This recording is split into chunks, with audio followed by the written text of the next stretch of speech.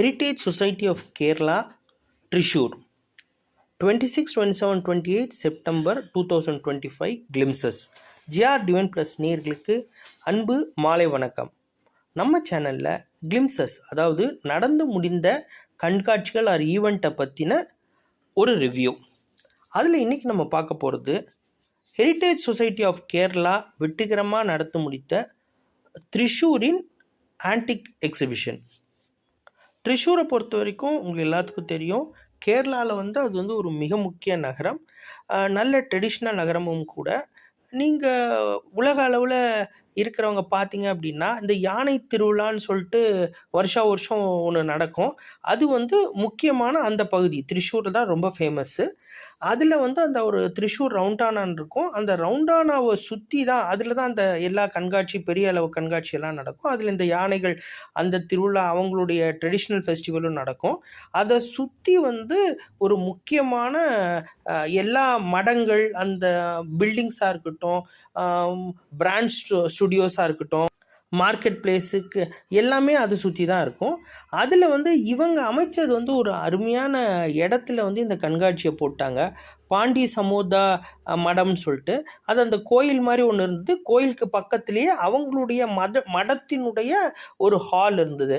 இப்போது இந்த பேரை நம்ம கேட்டோன்னா ஒரு ட்ரெடிஷ்னல் பழமையான பில்டிங்னு இருக்கும். பட் அந்த ட்ரெடிஷ்னல் பழமையான ஆர்கிடெக்சர் தான் கட்டியிருந்தாங்க. ஆனால் உள்ளே போனோன்னா பிரமாதமான ஏற்பாடாக இருந்தது. அதில் அந்த லைட்டிங்லேருந்து, பிரைட்னஸ்லேருந்து, இப்போ நான் அந்த காணொலியில் பார்க்கும்போதே நான் படங்களை ஷேர் பண்ணியிருக்கேன், அதை பார்த்தீங்கன்னாவே தெரியும்.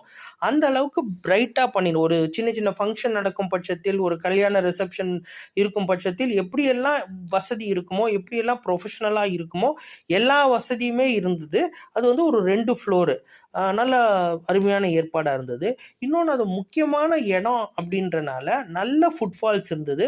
பக்கத்துலேயே அவங்க கோயில், பஜனை, அது சார்ந்த நிகழ்ச்சிகள் எல்லாம் நடக்கிறனால அவங்க மக்கள் வந்துட்டே இருந்தாங்க. அங்கே வர மக்கள் இந்த இடத்த பேனரை பார்த்துட்டு நம்ம விசிட் பண்ணிகிட்டே இருந்தாங்க. ஸோ அந்த வெர்ஜின் க்ரௌட், அதாவது புதுசாக பார்க்குறவங்க அருமையாகவே இருந்தாங்க. இந்த விழிப்புணர்வு கண்காட்சி அப்படின்றனால, ஒரு கண்காட்சி, ஒரு விழிப்புணர்வு கண்காட்சி எப்படி நடத்தணும் அப்படின்றதுக்கு உண்டான உதாரணமாக இது விளங்குச்சு. நடுவில் சென்டரில் ஃபுல்லாக அவங்களுடைய வெவ்வேறு கலெக்ஷன் வச்சுருந்தாங்க. அந்த கலெக்ஷன்ஸை அப்படியே அவங்க மதிக்கிறாங்க. அந்த அளவுக்கு பெருமையாக அவங்க எக்ஸ்போஸ் பண்ணுறாங்க. சுற்றிலையும் டீலர் ஸ்டால்ஸ் இருந்தது. அந்த டீலர் ஸ்டாலில் எனக்கு நல்ல அருமையான பிரதான இடம் கிடச்சிது. அந்த பிரதான இடத்துல நல்ல எக்ஸ்ட்ரா லைட்டிங்கோட அருமையான இடத்துல எனக்கு பர்பஸ் சால்வ் ஆச்சு. ஸோ அந்த ரன்னிங் க்ரௌடை பொறுத்த வரைக்கும் அவங்கள கன்வெர்ட் பண்ணுறது டீலருடைய திறமை. இது வெர்ஜின் க்ரௌடாக இருக்கிறதுனால ஸ்பெசிஃபிக்காக இது வேணும், அது வேணும், மிஸ்ஸிங் லிஸ்ட் வேணும் கேட்டு வரவங்க ரொம்ப சுமாராகவே இருந்தது. இன்னொரு முக்கியமான விஷயம் என்னென்னா, இங்கே கார் பார்க்கிங் கிடையாது. இனிமேல் எதிர்காலம், ஒரு கண்காட்சியோட எதிர்காலம், ஒரு பெரிய எலைட் பீப்புள் வரணும் அப்படின்னா கார் பார்க்கிங் இருந்தால் மாத்திரம்தான் அது பர்பஸ் சால்வ் ஆகும். அதை கட்டாயமாக கருத்தில் கொள்ளணும். மற்றபடி ஒரு கண்காட்சி எப்படி நடத்தணும், ஒரு விழிப்புணர்வு கண்காட்சி எப்படி நடத்தணும், அதில் அவங்க டீலர்ஸ்க்கு எப்படி அந்த ஸ்ப்ரெட் இருக்கணும், அந்த மேப் இருக்கணும் அப்படின்றதெல்லாம் நல்லா இவங்களே ஆழ்ந்து சிந்திச்சு அருமையாக அவங்க பண்ணியிருக்கிறாங்க, செயல்படுத்தினாங்கன்னு தான் நான் சொல்ல முடியும். என்னை பொறுத்த வரைக்கும் இது ஒரு மாபெரும் வெற்றி வாய்ப்பாக எனக்கு கிடைச்சிது.